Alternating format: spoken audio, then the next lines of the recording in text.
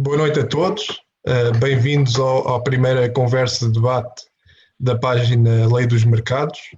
Eu sou o Pedro Almeida Jorge, tenho sido o responsável pela página até agora e nós somos uma página que tem vindo a partilhar alguns conteúdos de economia e de ciência económica, mais especificamente nas questões fundamentais, numa perspectiva pedagógica, e não tanto das discussões e das notícias do dia-a-dia, porque achamos que esse tipo de iniciativa faz falta cá em Portugal, nomeadamente para o público em geral.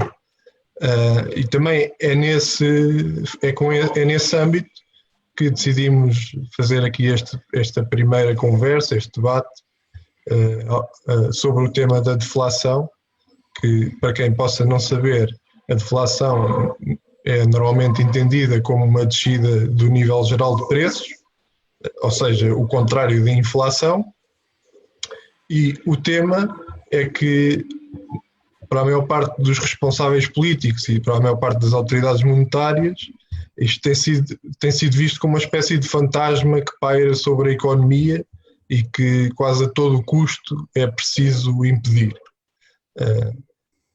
Três razões ou quatro que costumam dar para essa tentativa de evitar a deflação.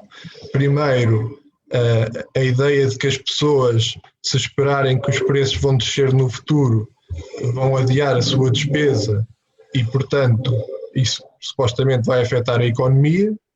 Por outro lado, refere-se também um aumento do peso real das dívidas, ou seja, se eu tenho uma dívida de um determinado valor nominal que hoje em dia tem um determinado poder de compra, pode comprar um certo número de bens, se o preço desses bens descer, então, quando eu reembolsar a dívida no futuro, na prática estou a reembolsar um maior número de bens.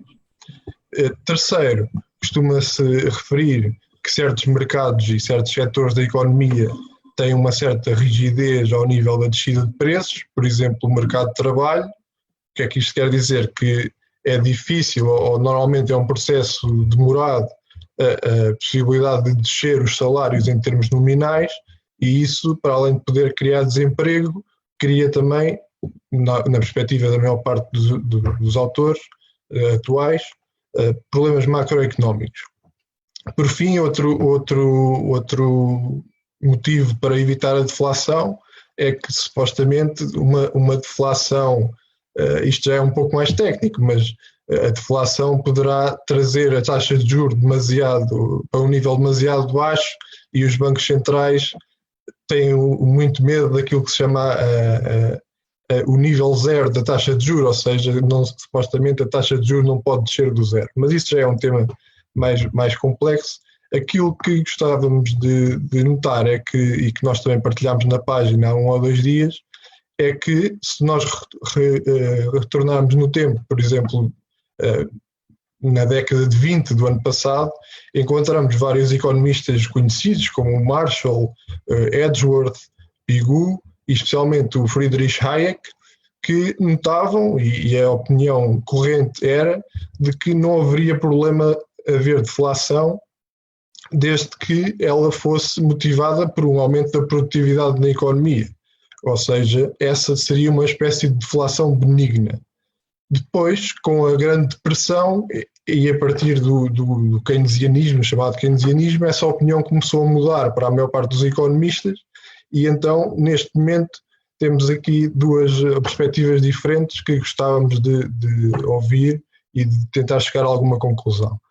É por isso que convidamos o Carlos de Novaes Gonçalves, que é o autor do livro Manifesto Anti-Keynes, e que, para quem costuma segui-lo nas redes sociais, sabe que ele costuma falar neste tema, é quase um cavalo de batalha dele, este tema da deflação benigna, e, portanto, pareceu-nos a pessoa indicada para este tipo de iniciativa. Por outro lado, convidamos também o Ricardo Dias de Sousa, membro da Oficina da Liberdade e que tem escrito também sobre temas de economia, nomeadamente no jornal Observador, e o Ricardo Martins, que é economista em Angola e tem-se focado especialmente no tema da economia monetária pareceram-nos as pessoas indicadas para esta primeira conversa, pelo que vou dar a primeira palavra aqui ao Carlos Novaes e depois logo abriremos o debate. Carlos, qual é que é a tua perspectiva então em relação aqui ao tema da deflação? Tens de ligar o microfone.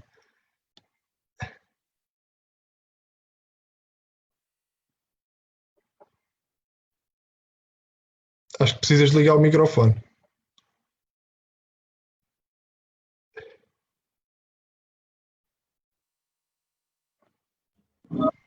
Está ok agora? Sim. Ok. Para mim, enfim,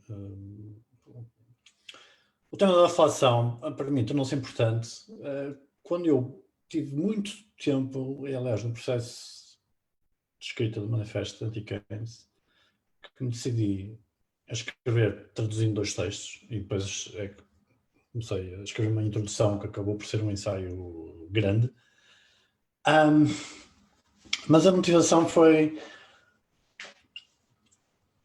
ter chegado a um modelo mental de crescimento económico que me foi difícil é muito simples, está lá exposto no Manifesto Anti-Keynes.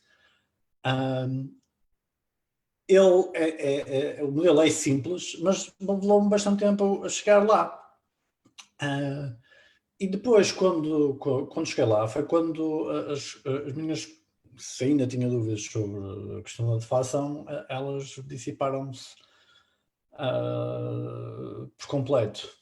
Pronto, e esse primeiro passo é importante expô-lo, e como o modelo é simples, acho que não atrapalha ninguém. E eu comecei, fazendo uma introdução, uma nota. É muito difícil ler livros e textos sobre crescimento económico de economistas e perceber alguma coisa.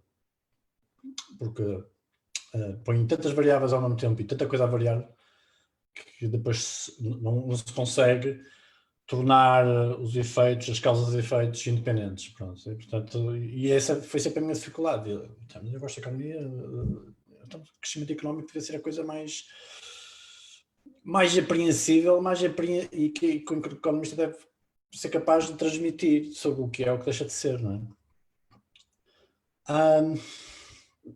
Nessa busca, o modelo que temos que conseguir resolver mentalmente é uma economia fechada, que é o planeta é uma economia fechada.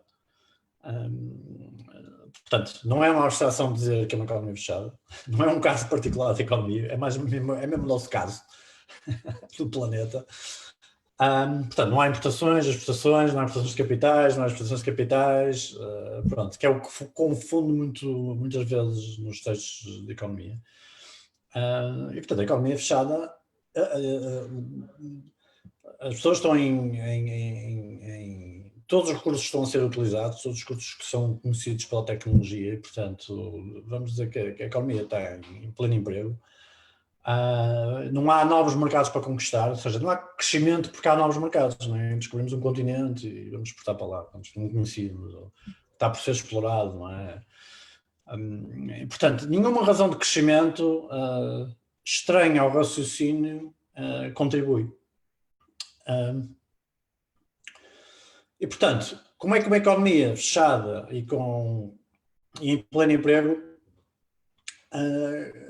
cresce, não é? O que é o crescimento económico nessa situação? E, portanto, a única possibilidade, e enfim, acaba por ser intuitiva, é os custos unitários descerem. Porque só os custos unitários descerem é que torna possível, enfim, isto em termos de rendimento, o aumento do rendimento, que é suposto corresponder à ideia que nós temos de crescimento económico. Em termos reais, pondo a moeda de lado, e isso está no meu exemplo do Manifesto Anti-Keynes, obviamente que isto, sem resumir de uma forma muito direta, ao número de horas necessárias de trabalho humano para produzir a mesma quantidade, a mesma produção anterior. E, portanto, só com a redução do número de horas necessário para a mesma produção, é que conseguimos perceber que sobram horas para ir produzir mais. Portanto, e o crescimento económico traduz por mais e melhor, não é? E esse mais e melhor tem que haver horas disponíveis de trabalho humano para fazer o mais. Como é que pode haver o mais? Só pode haver o mais se um determinado processo produtivo, por inovação e acumulação de capital, de melhores bens de capital, introduzir, de uma forma simples, novas máquinas, novos processos, que permite reduzir o número de pessoas que está afeta, o número de horas de trabalho humano que está afeta àquela produção. E, portanto, aquilo que demorava 50 horas a produzir, passa a 50 horas total de trabalho humano, passam a só ser necessário 40 horas. É isso que faz com que o custo unitário diminua. E fechando este raciocínio, não é? Portanto, em termos reais é o número de horas. E é isso que permite libertar horas para ir produzir mais, não é? Porque a partir de determinada altura, aquilo que era produzido com 50 passa a 40. Em termos monetários, isto transmite-se através dos preços, ou seja, os custos. Como há menos horas de trabalho humano por unidade afetos, o custo unitário reduz. Como o custo unitário reduz, as pessoas têm a mesma, ceteris paribus, o mesmo tipo de despesa, no fundo passam a ter um rendimento real acrescido, porque sobra-lhes dinheiro no final do mês, não é? De uma forma muito simples, não é? E é esse sobrar no final do mês, pronto, é uma figura, para ser mais direto, que permite ir adquirir mais bens, mais e melhor, produzidos por quem? Produzidos pelas pessoas, pelas horas de trabalho que foram libertadas dos processos produtivos.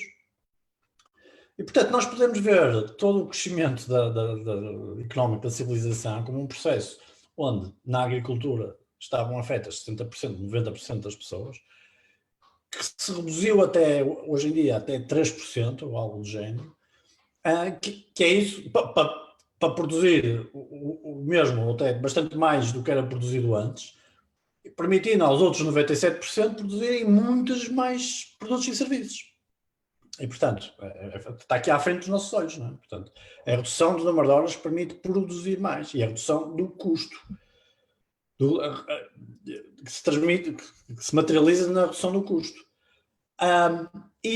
Sim, nós podemos ver um processo de deflação de custos e preços como a materialização do crescimento económico. Porquê é que ele não é tão visível no dia-a-dia? Não é tão visível porque temos uma coisa chamada inflação, que criou uma série de ilusões de ótica e que permite quase as pessoas têm a sensação que as coisas só crescem se os salários subirem, quando não é verdade. A economia cresce neste modelo, e que é real, como se pode ver pela alocação da agricultura, não é? Com esta redução de custos e de mais horas para produzir mais. E os benefícios até devem ficar muito claros. Nós estamos neste modelo, os nossos salários reais, no fundo, todos os anos vão aumentando, em termos nominais mantêm-se, os nossos rendimentos reais vão aumentando e não é preciso os sindicatos e a tensão social que está inerente ao facto de, quando há inflação, só para manter o poder de compra, tem que haver uma reivindicação com o patrão, chamamos assim, de uma forma simples, não é? Só o que isto representa em termos de paz social tem um benefício enorme, e até podemos, se quiseres dizer, agora eu percebo porque é que os sindicatos querem, até não nos gostam de inflação, porque na verdade a inflação permite-lhes ter um papel de reivindicar pela atualização de salários por causa da inflação se existir. Desculpa, se calhar ficava aqui para já. Só para então esclarecer, se notas que as pessoas de facto acabam por ter um ganho salarial quando os preços descem, mesmo que o seu salário se mantenha, como é que responderias a uma pessoa que possa ter a intuição que então quer dizer que o patrão está a perder? Ou seja, como é que respondemos nesse caso a uma pessoa que acha que se os trabalhadores estão a ganhar alguma coisa é porque o patrão parece estar a perder? Não, para já os trabalhadores de uma dada empresa, que é um pequeno ponto da economia, já estão a ganhar porque há muitos outros produtos e serviços cujo custo unitário está sucessivamente a descer, mesmo que o da sua empresa não esteja. Pois. Portanto, não está nada relacionado com o seu patrão, a sua empresa ou a sua situação como trabalhador. Ele tem um determinado salário nominal e há N produtos que, de vez em quando, vai diminuindo o seu preço ao consumidor. E, portanto, o seu salário está a aumentar. E não é por causa do patrão, é por causa da economia que está a crescer em geral. Mas Pedro, Sim, posso sim. só, Carlos? Sim, sim. Também um ponto os preços estão a diminuir porque a produção está a aumentar. Ou seja, também a receita do patrão está a aumentar porque há maior produção a ser vendida. Certo? Sim, sim. Ou seja, não há apenas uma descida dos preços. Mas não tem que ser a empresa do patrão, não é? O facto dos salários reais estarem a aumentar não tem, está numa empresa que é um pequeno ponto da economia, não é? Sim, claro. É um pequeno ponto da economia. Agora, é um facto que quando essa empresa consegue, de alguma maneira, reduzir o número de horas afeto a uma determinada produção e consegue reduzir o custo unitário daquilo que está a produzir, que pode produzir mais com o mesmo. Ou pode produzir outros produtos, acrescentar produtos ao seu portfólio com exatamente o mesmo número de pessoas. Claro, mas como estamos a ver, não é a boa sorte dos salários nominais daquela empresa, não está dependente do sucesso na redução de custos daquilo que eles produzem especificamente, não é? Todo o resto da economia está a trabalhar para que os custos e os preços diminuam e aquele trabalhador está a beneficiar e está a ver o seu rendimento real aumentar por causa do engenho de todos os outros. Sim. Só quero acrescentar que ao engenho, porque aqui às vezes há uma sobrevalorização do engenho, quando na verdade tudo isto está dependente da acumulação de capital. E, portanto, todas as melhorias e tudo aquilo que é possível e que nos permite oferir do crescimento da economia, aquilo que dizemos em investir do crescimento da economia, que na verdade podemos resumir ao poder de compra de um salário médio a cada momento. Qual é o poder de compra do salário médio há 200 anos e quanto é que é hoje, ou mesmo há 20 anos e quanto é hoje, com as mesmas horas de trabalho? Nós trabalhamos mais ou menos o mesmo número de horas de sempre, não é? 7, 8, já foi reduzindo, antes era mais, mas é mais ou menos estável. E, portanto, aquilo que aumenta é, de facto, a capacidade de produzir com menos horas em cada um dos processos produtivos que existem de bens e serviços. E, portanto, o meu salário médio aumenta em termos reais por causa do esforço de todo o esforço empresarial e de inovação em acumular capital para melhores bens de capital, para poder reduzir o custo e assim aumentar o meu salário nominal. E, portanto, é isso que aumenta, se vamos usar os termos da economia mainstream, é isso que faz o aumento da procura agregada. A procura agregada aumenta porque os rendimentos reais sobem. Sim. Não está dependente daquele empresário ou daquela empresa. Carlos, desculpa, posso-te interromper? Não sei se vocês falaram nisso, mas também há a questão do custo do capital diminuir. Suponho que estás a falar numa economia onde tens uma deflação permanente pelo crescimento do número de bens que existem e um não crescimento da oferta monetária. Também o que aconteceria seria uma redução da taxa de juros exigida pelos investimentos e, portanto, havia um alargamento da curva. Ou seja, no fundo, existiria de uma forma saudável aquilo que tens hoje em dia com as borbulhas dos bancos centrais que tentam descer as taxas de juros. Não sei se tinhas falado nisto. Não, acho que estamos a deixar isso para um segundo ou terceiro passo, porque a primeira parte é concordarmos que, com uma economia fechada como o planeta é, ceteris paribus, o crescimento só se dá por diminuição do número de horas por unidade de produto, que se transmite a diminuição de custos e produtos unitários, que aumenta o rendimento real dos mesmos salários nominais e que, portanto, o novo rendimento acrescido vai permitir comprar outros bens e serviços que são produzidos pelas horas que sobraram pelo aumento da produtividade. Eu devo dizer que este modelo, cheguei lá e acho que não encontro nem sequer nos austríacos mais ortodoxos, né? E portanto, é muito simples, mas eu demorei bastante tempo a chegar aqui. E no entanto, dizer, mas não tem nada especial, claro que é lógico. É sempre lógico quando nós ouvimos as coisas, depois de ouvir, é completamente lógico. Mas eu procurei muito sobre crescimento, e é o que eu estava a dizer. Se é coisa difícil de procurar explicações simples sobre crescimento, é em economistas, porque juntam tantos fatores a variar e todos eles incontroláveis e difícil de os conjugar, que depois escapa ao mais simples, pronto. E portanto é redução do número de horas por unidade, diminuição do número de horas unitário, diminuição do custo unitário, aumento do rendimento real, que aumenta a procura agregada, para usar a linguagem mainstream. E portanto, logo aqui e depois, deixa eu acrescentar, porque acho que não estavas presente, o grande benefício que eu vejo em termos sociais é que as pessoas sentem que, sem terem que fazer reivindicações ao patrão, de uma forma simples, a sua vida está a andar para a frente porque o seu rendimento real está a subir todos os anos. E não precisa de ir se chatear com ninguém, nem os sindicatos vão usar isso como arma, de ter todos os anos ter uma reivindicação salarial só para acompanhar a inflação que existir. Pelo contrário, os custos estão a diminuir e os preços a diminuir aos poucos e poucos, e ele não tem que se chatear com ninguém, nem com os sindicatos, nem com o patrão, e tem a percepção real que as coisas estão a andar para a frente. Pronto, isto é um ponto muito importante no meio disto tudo.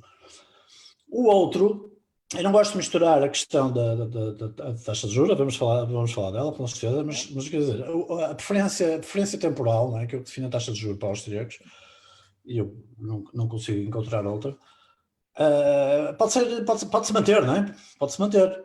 Sim. Pode-se manter. Mas, Carlos, só antes aí. Seja qual for, é uma preferência temporal, a taxa de juros é uma preferência temporal, não é mais nada. Não é pura. De qualquer maneira, a taxa de juros pura. Está a falar de um dinheiro neutral, de alguma maneira, ou seja, neste momento ainda não estamos a falar, ou seja, basicamente não há dinheiro, se tu quiseres, há trocas. Se quiser, já há uma quantidade de moeda fixa e a população é fixa e a economia é fechada como no planeta. Pronto, porque uma das teses dos mais ortodoxos como eu é que parte do Walser, do Murray Walser como economista, é que qualquer quantidade de moeda é suficiente e ela não precisa de aumentar no limite em abstrato. Não quer dizer que seja um objetivo a atingir. O que deve atingir é o mercado, mas isso leva-nos a provavelmente a outras ramificações, não é? Um mercado livre de moeda. Que depois vai para a minha tese, que eu ando atrás dela e a ver se eu consigo escrever. Já tentei expô-la várias vezes, ao Celgin, ao Lawrence White e a várias pessoas, e ao Fernando Luís e a uma série de pessoas. Sim, vamos tentar. Sim. O meu ponto é pré-monetário, só antes de metermos a moeda no barulho, e isto eventualmente vai ser importante, não é? Sim. A minha pergunta é só se nesse teu sistema que estás a dizer sobre que não é necessário reivindicações, eu acho que isso faria perfeito sentido se houvesse apenas um setor na economia, não é? Havendo vários ao mesmo tempo. E se um setor, ou melhor, se calhar faz sentido, eu é que não percebi, se um setor se tornar mais competitivo, ou seja, se gastar menos horas naquele momento, o seu ganho de produtividade vai se refletir pela economia toda, certo? Ou seja, eu tornei-me mais produtivo. Depende do que estivermos a falar, eu digo que o raciocínio por onde vais é mais ou menos aquele que me diz para criticar os índices de inflação, os índices de preço, ou seja, cada pessoa tem o seu índice de inflação, não é?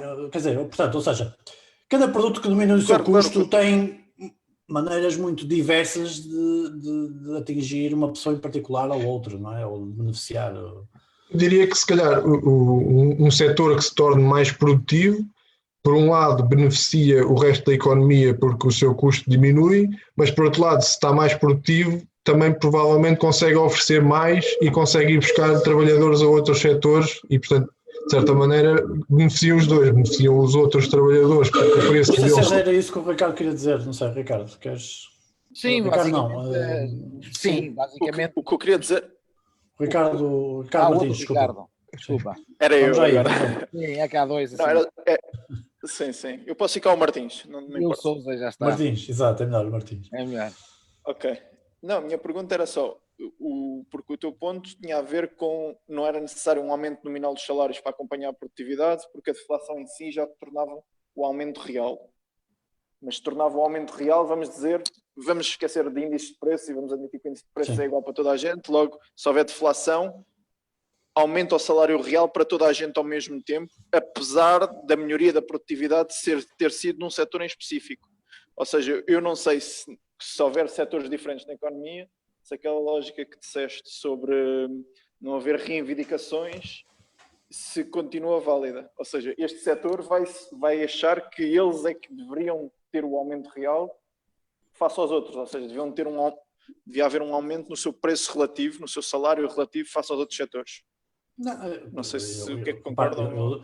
Eu estou a dizer que já à partida já não havia a reivindicação por inflação, não é? Sim. Para se verificar a inflação de preços. Esses efeitos, quer dizer, na agricultura, os preços se virem os índices de preços desde o século XV, XVI, XVII, XVIII, XIX, a redução de preços na agricultura é uma coisa absolutamente brutal. Por isso é que a agricultura, apesar de ter sempre sobrevivido e crescido, você vai ver na literatura e está sempre em crise, parece que está sempre em crise, não é? Porque os preços estão sempre a cair. Estão sempre a libertar mão de obra. E depois, quem não consegue acompanhar a produtividade, ou seja, por razão for, está em crise, não é? Porque, entretanto, aquela pessoa tinha 100 pessoas por hectare, agora já só tem 50, não é? E depois no outro ano já só tem 40, depois só tem 30.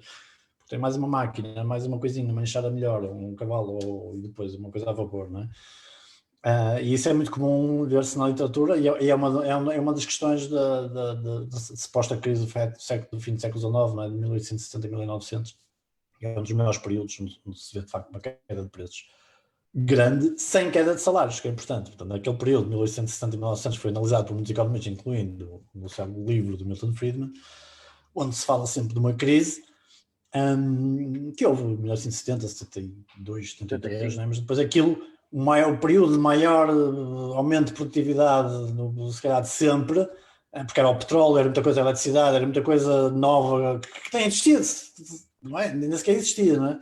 Começa a aparecer e os preços caem em 30% e os salários nominais estão praticamente iguais, não é? Agora, as pessoas que estão apanhadas, os processos produtivos que estão apanhados sem acompanhar esse aumento da produtividade estão sempre em crise, não é? Pronto, não era bem exatamente o que o Ricardo Martins estava a dizer, era de um setor para os outros. Mas eu acho que estes processos são tão iterativos e pequeninos, e não propriamente por saltos, que isso, eu creio que nem chega propriamente a ser uma questão, mas nós podemos ver nos produtos eletrónicos, não é, que os preços caem a partir de um determinado ponto de evolução, já são novos e muito caros, e depois começa a aumentar a produção, começam a ficar mais baratos, mas depois começam a ficar também muito melhores, e os preços às vezes até nem caem, mas os preços são muito, quer dizer, o serviço que fornecem é muito maior, portanto no fundo nós estamos a consumir muito mais com o mesmo preço. O preço nominal até pode não cair nos telemóveis, por exemplo, não é? Caem, porque se comprar um telemóvel com as funções de há 5 anos é muito mais barato, nem existe, não é?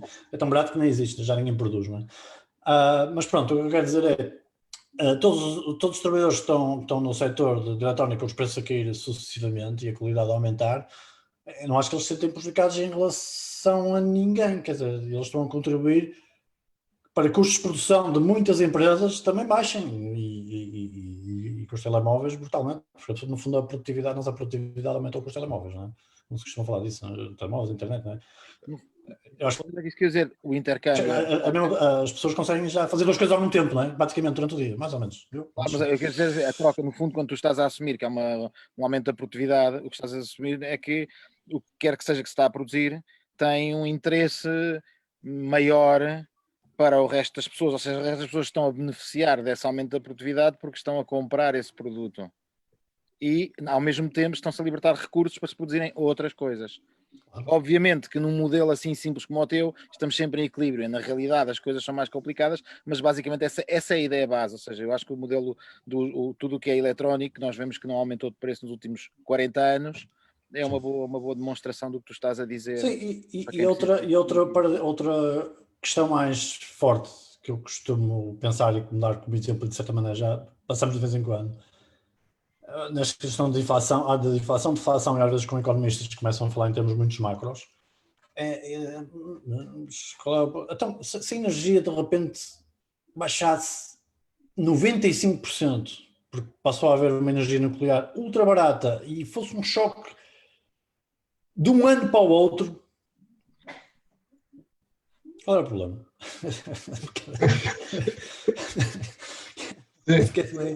Portanto, se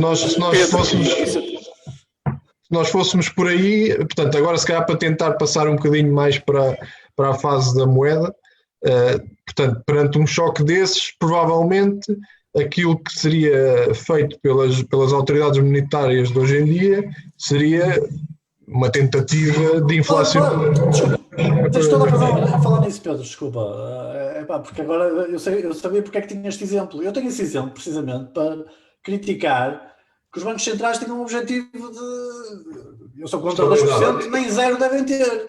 Porque imagina o que era a energia baixar 95% e os bancos centrais, os economistas dos bancos centrais vão lá aos manuais, todos os meus 99, o consenso 95% dos economistas é que diz que eu tenho que inflacionar para isto, para não cair nada.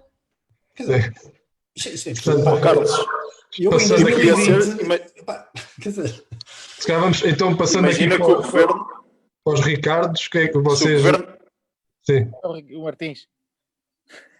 Posso só para dar aqui dois exemplos. O exemplo do Carlos eu acho que é ótimo e acho que as mexidas no preço do petróleo e quando os bancos centrais reagem a isso estão claramente a cometer esse erro, não é? Mas acho que outro exemplo também que talvez ajude as pessoas a perceber esta temática é, digamos, que um governo reduz bastante a sua taxa de IVA ou de um imposto de consumo qualquer, vai, em termos de índice de preço, criar uma deflação enorme. Vamos dizer, em Portugal o IVA é 23, se não me engano.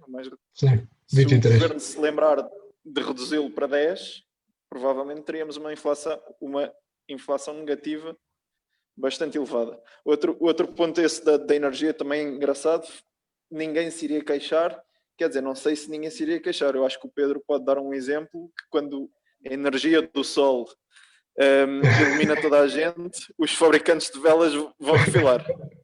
Sim, ou não? Pode dar o Bastiat, sim. Claro, mas fazer aqui deixa agora se calhar aqui o Ricardo Dias de Sousa.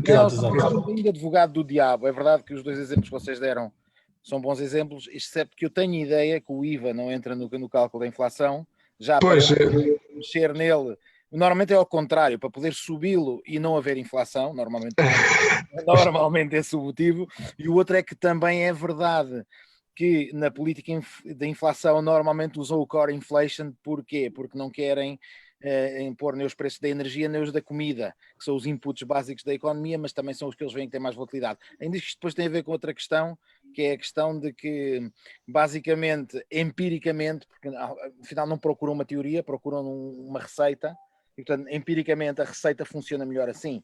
Não, porque é obviamente que se há um aumento ou uma diminuição do preço da energia, para o que é para a nossa explicação de deflação ou de inflação, é uma coisa importante. Era só esses dois à parte. E já agora dizer que uma inflação que sim, que eles não contam e que é mais importante, e que seguramente vamos falar dela depois, é a inflação dos preços dos ativos, que tem a ver exatamente com essas políticas de tentar manter o nível de inflação nominal, ou o nível de inflação dos preços do IPC, a 2%, e no fundo o que se está a fazer é a criar descoordenações entre as decisões dos aforradores, as decisões dos investidores e as decisões dos consumidores. Mas eu suponho que depois vamos passar a isso. Primeiro ainda vamos passar por meter a moeda... Não sei se vamos ter tempo, mas... Mas, Ricardo, só uma coisa, não sei se em Portugal, efetivamente aquilo que tu disseste é verdade, mas sei que no Japão, pelo menos, que eles estão a tentar inflacionar a economia há muito tempo, não é? A única vez que nos últimos 30 anos eles conseguiram chegar aos 2% foi quando o Shinzo Abe subiu o VAT, o IVA. Ou seja, eles tiveram durante um ano, que foi o tal período que aquele imposto teve efeito, né, para a inflação, os 2% de inflação. É verdade, seja, é verdade. É que isto é um mundo, não é? Cada um calcula como quer. Por exemplo, eu acho também a questão do modelo, desculpem lá, o modelo de substituição, não é? Ou seja, uma coisa engraçada é eu como bife do lombo porque ganho bem, de repente o governo pois, inflaciona a economia porque, enfim, basicamente porque o déficit se descontrola e isto é um bocadinho Venezuela e eu passo a ter que comer o bife do acém e depois a carne picada, ou o hambúrguer. À medida que as pessoas consomem mais hambúrguer, pois o preço do hambúrguer é o que conta, é o que aumenta o peso na cesta, não é? No cabaz. Sim, isso é o problema dos Exato, e, índices. portanto a inflação fica escondida, quer dizer, a inflação é muito difícil de medir e nós o que defendemos aqui quase, julgo eu todos, é a não neutralidade, é dizer, quer dizer, no fundo tu não a podes medir e sempre que usas um índice para a medir vais ter distorções graves na política monetária. Mas e ao nível então das outro tipo de respostas, por exemplo, aquela questão do peso da dívida, como é que vocês encaram essa situação? Então deixa-me só justificar do meu lado que no modelo, sabemos, já arrumamos a questão, digo eu, dos 2% de inflação, que não devia ser objetivo, nem 0%, não devia ser nada, porque a moeda devia ser um mercado livre. Mas a ter algum objetivo não devia ser nem 2, nem 0, devia ser para aí menos 2%. Mas qualquer objetivo é desconstruído com isto, não é? E a ver com a questão dos custos estarem a descer ou não, ou porque já vamos a subir, isso já vamos dizer. Mas na inflação benigna, por crescimento, a dívida não fica mais cara. Não há qualquer problema com a dívida, com o pagamento da dívida. Não há nenhum problema com a dívida. Pronto. Sim, Ricardo. Pronto. O Ricardo Dias todo. Sim. Não, só estava a dizer, não, se há inflação, a dívida fica mais barata, não é? Pelo contrário. Ou seja, no fundo estás a prejudicar o devedor. Ele queria dizer deflação. Deflação, ok. Não, eu estou aqui em deflação, não há nenhum problema com a dívida, porque inflação benigna, depois podemos ver os outros casos. Claro. Porque os custos estão a diminuir, a receita mantém-se. Ele consegue manter a margem de lucro, não é? Com o mesmo número de trabalhadores, os custos estão a diminuir, as receitas nominais estão a cair, mas ele mantém a mesma margem de lucro por produto, não é? E depois pode aumentar a produção das pessoas. O Ricardo Martins, tu não concordas com esta questão do objetivo de menos 2%? Tens outro tipo de objetivo que achas que seria mais sensível ou mais adequado do que os 2% de inflação? Eu sou contra que haja um objetivo de preços ou de variação dos preços, ou seja, um economista que eu gosto bastante, o Celgin, penso que toda a gente gosta, usam o exemplo da sinfonia, já não lembro quem é que ele usa, já não lembro se ele usou Tchaikovsky, acho que é. Ou seja, há alturas em que os preços têm que subir, há alturas em que os preços têm que descer, ou seja, tentarmos nivelá-los sempre de uma maneira, ou temos que a sua evolução tenha que ser estável para um lado e tentarmos controlar para lá, não é benéfico. Ou seja, daí entraríamos noutro tipo de regras, que eu talvez prefira mais, ou seja, uma regra que tente manter estável ou o nível do rendimento nominal, vamos dizer, do PIB nominal, ou que mantenha estável o crescimento do PIB nominal, vamos ter exatamente a tal deflação benigna que o Carlos está a dizer.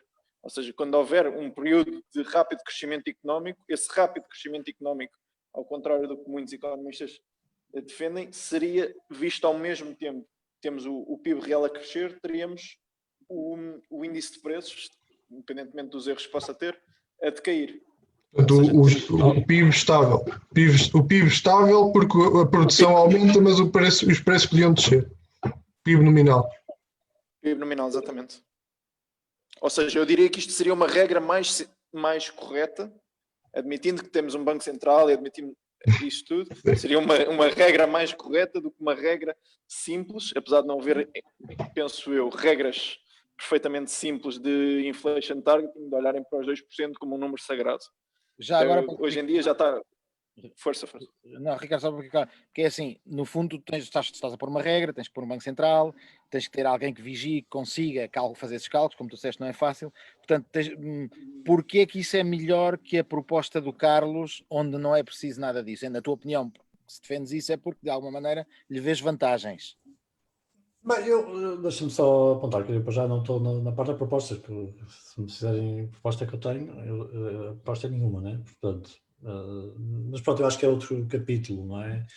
O Ricardo Martins está a manter a coisa no paradigma atual, o que eu acho importante, seja lá para onde isto vá, é na parte de apreensão, quer académica, mas se calhar até mais importante, de opinião pública geral, a ter esta percepção da deflação benigna. E portanto, só há coisas boas a dizer, e é um efeito, e não é uma causa, não é? É o efeito dos preços do crescimento económico, não é? Pronto, e com isso, pronto, as pessoas poderão ir por este caminho ou aquele, ou como o Ricardo Martins disse agora, ou então ir mais longe, e para mim ir mais longe é um modelo de competição entre moedas. Porque há aqui um problema que é a produção da moeda, não é? A partir do momento que uma moeda não tem custo marginal, não há equilíbrio possível, há de ser sempre alguém a decidi-lo, não é? Eu ia perguntar aqui só ao Ricardo Dias de Sousa, também só tens estado a perguntar, queres falar um pouco só então sobre a diferença entre o lado dos bens e o lado da moeda neste Sim, problema aqui? Vamos ver, para perceber. Como o Carlos diz, estão a falar de paradigmas diferentes. O Carlos está a falar de uma coisa que eu acho também, ou seja, defendo, que é não fazer nada, mas parte de uma base que é de uma moeda que no fundo é uma commodity, seja o Bitcoin, seja o ouro. O que é que isto quer dizer? Quer dizer que estamos a falar de um produto, de um bem, que é utilizado com as funções de moeda, mas que é um ativo da pessoa que o tem e não é um passivo de ninguém. E o Ricardo, ao falar no Banco Central, está a falar de uma moeda que é diferente. A maior parte das pessoas não tem esta noção.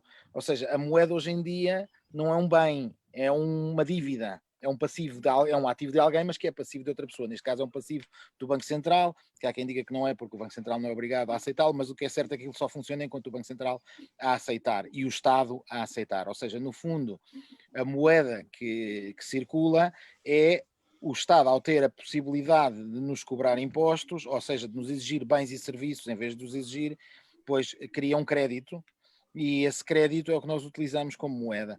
E então o que é que acontece? Qual é a particularidade? Eu prefiro o modelo do Carlos, mas ele não é o que existe hoje em dia. Qual é o problema deste modelo? E por isso é que o Ricardo, entendo eu, quer uma coisa híbrida, onde não quer que se inflacione para não termos as tais borbulhas, mas quer que de alguma maneira não falte moeda.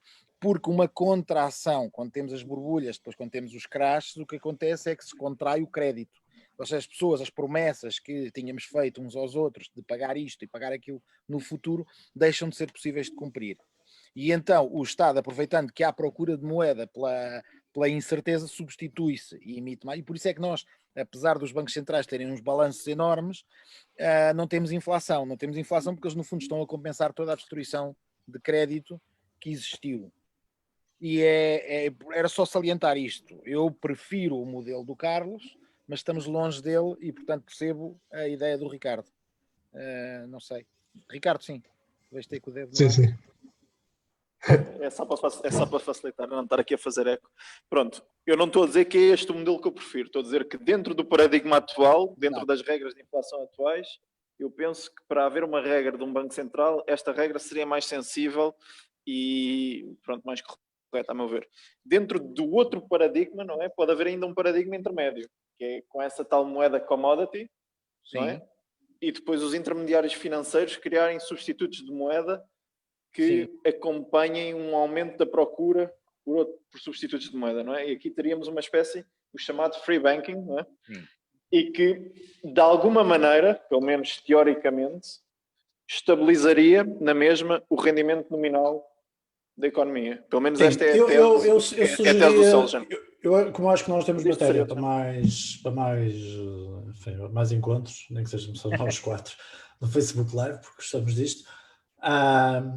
Eu acho que vai haver matéria para mais coisas, sim, nós podemos todos concordar, e eu se calhar mantinha isto não demasiado longo, portanto fechávamos daqui um bocadinho. Sim, sim. Só ia dizer que eu falei da deflação benigna, e depois isso subentende que há uma deflação maligna.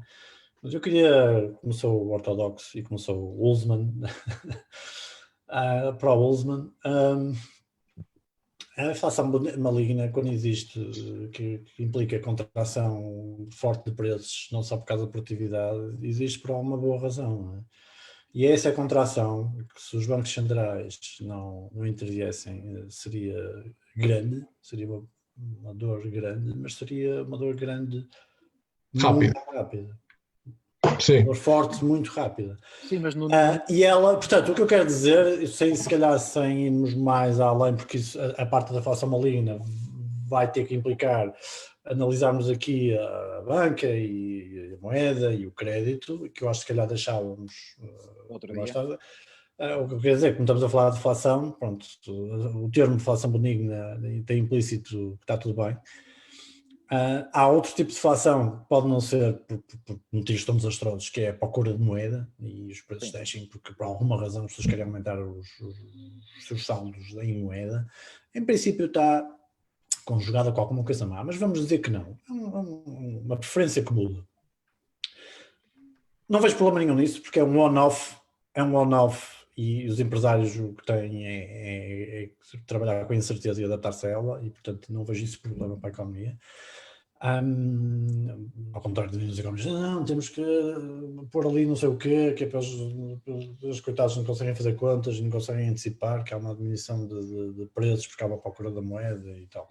E ao fazer isso, pronto, lá vêm eles cometer não sei quantos mais erros, porque acham que conseguem resolver um, não é? Resolver um vai transmitir os efeitos de moeda a entrar na economia que havemos de falar mais tarde. Mas pronto, eu queria só deflação benigna, deflação maligna, que do meu ponto de vista ortodoxo, se ela existe, acaba por não ser maligna. Ela existe, é benigna porque é necessária. Pronto. E para deixar na posição mais... Para corrigir, o problema é que isto já inflacionámos tanto a bolha, não é? Portanto, já usamos tanto o dinheiro do Estado e temos um Banco Central com um balanço tão grande que até arriscas a que ter a chamada segunda onda de recessão, porque no fundo temos uma sociedade tão onde as pessoas interagem tanto, uma rede tão complexa que o Estado não consegue obviamente planear com a mesma capacidade, mas no fundo estamos todos ligados e, portanto, ao termos um sistema que é ingovernável já, tens esse problema de que agora se não fizeres nada, pois... Como é que desmontamos o castelo de cartas sem cair tudo? Né? Acho que podemos vir a falar disso. Sim. Só me pareceu que para manter na deflação benigna e maligna... Se calhar então... Deflação benigna. Mas, Carlos, uma pergunta. Sim. Posso? Sim. O Carlos disse que neste caso da deflação maligna, não é? Exato, da deflação maligna é apenas um one-off. Ou seja, eu nesse sentido queria saber qual é que é querido. Sim. Não, essa não é Também. Eu disse one-off quando há aumento da procura de moeda por alguma razão. Aumento da procura de moeda. Vamos não tem que ser por causa de uma catástrofe, não é? Mas sobre essa a catástrofe. Não é bem maligna. Podemos falar, eu referi isso no texto na Festa de Keynes, não é? Uma das grandes ironias da história é que os alemães tinham passado pela hiperinflação antes do Hitler, não é? E em 1930, como eles ficaram traumatizados com a questão da moeda, todos os governos que estavam lá, e antes do Hitler, antes do Partido Nazi subir ao poder, não fizeram nem pouco mais ou menos o que fizeram nos Estados Unidos. E, portanto, não interviram alguma coisa, mas não tanto nos preços, porque nos Estados Unidos o que aconteceu a seguir em 1929 é que houve uma tentativa de manter os salários nominais e coisas desse género. Também não interviram na moeda, nos bancos, ao ritmo que fizeram, tentaram os americanos de alguma medida. E na verdade aquilo passou por um efeito inflacionário de crise forte, que é por isso que dizem, esta é a razão porque os nazis subiram, não foi deflação, não foi inflação. E no Nido do Destino, quando o Partido Nazi sobe ao poder, o Hitler era nomeado chanceler, ou coisa do género, em 1933, já aquilo tinha limpo todo, tinha tido o efeito da inflação, tinha feito todos os efeitos, porque aquilo implicou a renegociação de rendas, de contratos, de dívida, ou seja, há um processo de limpeza grande, contratual, e das pessoas adaptarem-se a um novo nível de preços e de crédito que está a ser, digamos, written off, não é? Que está a ser absorvido nos investidores. E quando, em 1933, quando começa o ano, e passado poucos meses, a economia já está quase a atingir o pleno emprego. Em 1934 aquilo já está em pleno emprego. De tal maneira é tal que o Hitler tem que intervir, porque havia desemprego negativo, ou seja, ele precisava lá de pessoas lá para as coisas dele e tinha que criar enormes incentivos e criar decretos para tirar pessoas do seu trabalho normal. Portanto, vejam a ironia, que é brutal. Ou seja, por isso é que alguns pró-nazis, é uma coisa curiosa, alguns, já meio dúzia, não é? Que dizem, o Hitler veio salvar os trabalhadores e ele fez medidas dele, não é? Por um lado, e por outro lado, os keynesianos, assim, um bocadinho envergonhados, vêm dizer, pois, houve ali umas intervenções que resultaram. Mas resultaram, foi porque a deflação deles foi a sério, foi muito mais a sério que nos outros lados. E, portanto, foi muito rápida. E em 32, 33 já estavam quase em pleno emprego, quando os Estados Unidos teve 10 anos. 10 anos com desempregos acima dos 15%. Portanto, isto é das coisas mais... Sim, nós hoje em dia na Europa também estamos há 10 anos assim no vai não vai, né? É assim, eu acho que se calhar então... Sim, eu acho. Mas espera, Pedro, acabei por não fazer a minha pergunta. Pedro, falar, Ricardo. A minha pergunta era só se deste o exemplo da deflação maligna, vamos pôr entre aspas, não é? Seria um fenómeno one-off porque os empresários se iriam ajustar. Logo a minha pergunta é qual seria a tua crítica à teoria do Fisher, neste caso? Que a lógica do Fisher, do Irving Fisher, de 1933 mesmo, sim, é a debt deflation, não é? Ou seja, que não seria um one-off, seria um ciclo vicioso. Acho que isto se usou muitas vezes há uns tempos atrás. Eu acho que ele tem razão.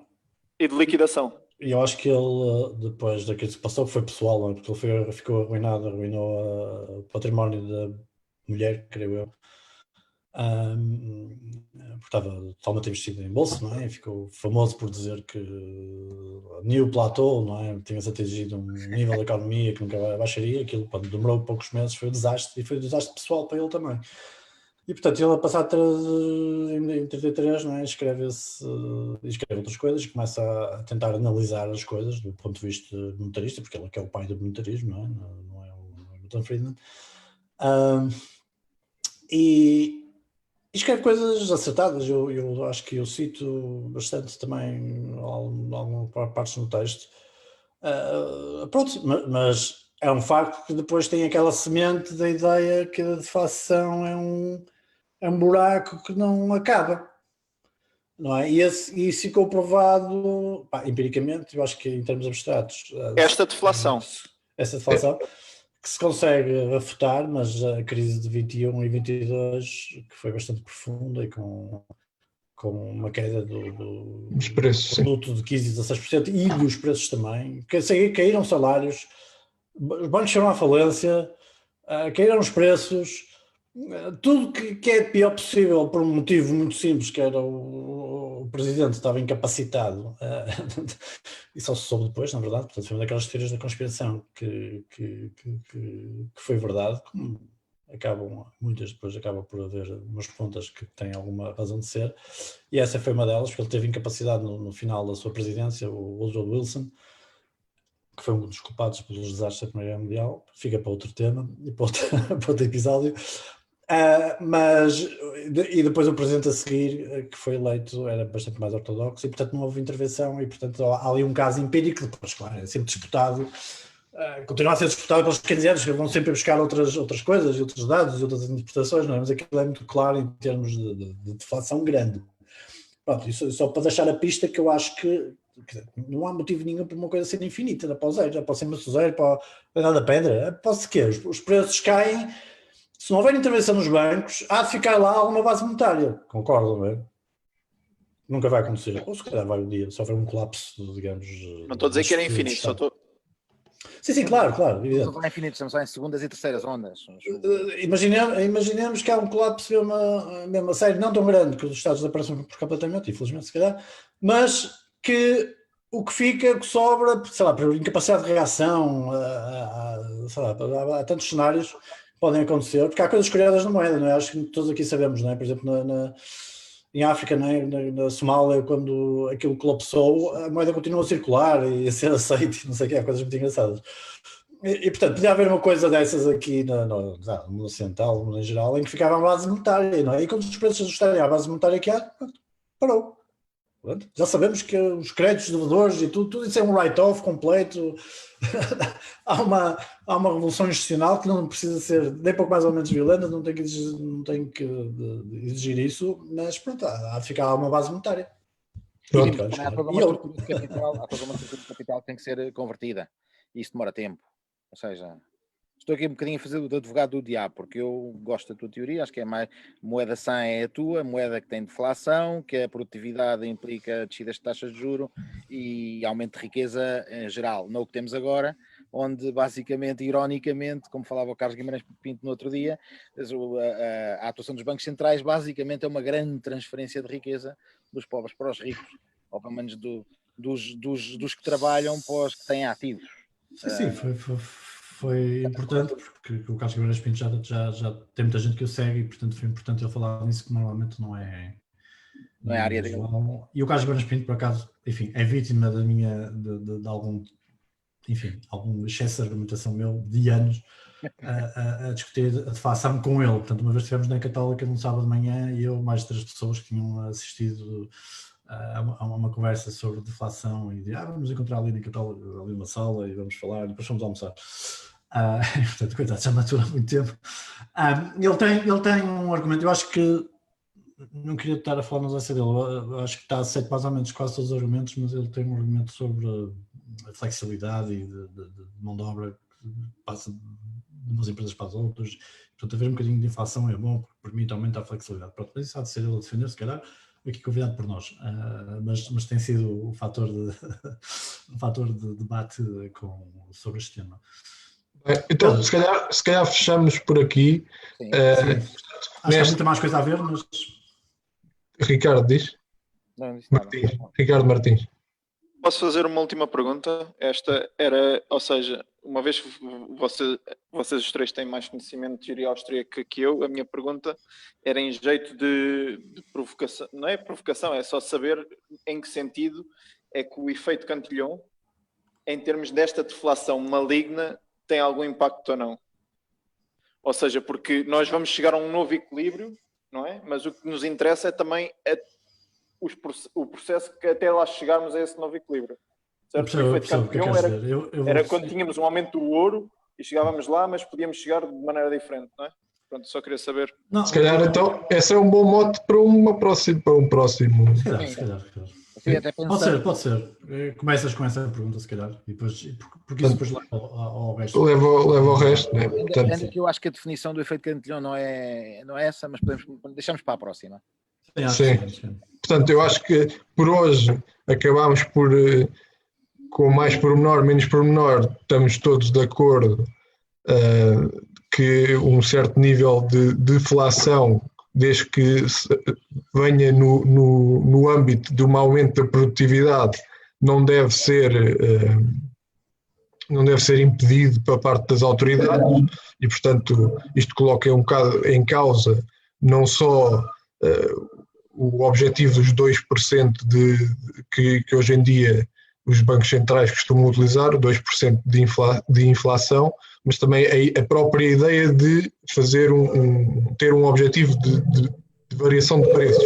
Portanto, depois tivemos aqui 2 paradigmas diferentes, um mais liberal, que seria o ótimo, de deixar haver uma concorrência entre as moedas, e outro, tendo em conta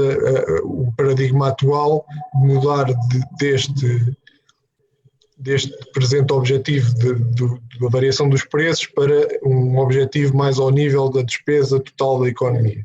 Agora, uma eventual próxima conversa, começaremos então pelo lado mais monetário, face a este lado real. Em termos reais, estamos de acordo. Em termos da economia real, estamos de acordo que a deflação não tem nada de mal em si mesma. Depois vamos tentar analisar então quais é que serão os desafios numa economia com moeda e, para além disso, com muita dívida, quais é que são os desafios de uma eventual deflação que venha, não necessariamente desse aumento da produtividade, mas sim porque há uma crise e as empresas entram em falência e há uma espécie de default sequencial, e se isso, quais é que podem ser as soluções e as implicações disso. Pronto. Ok, então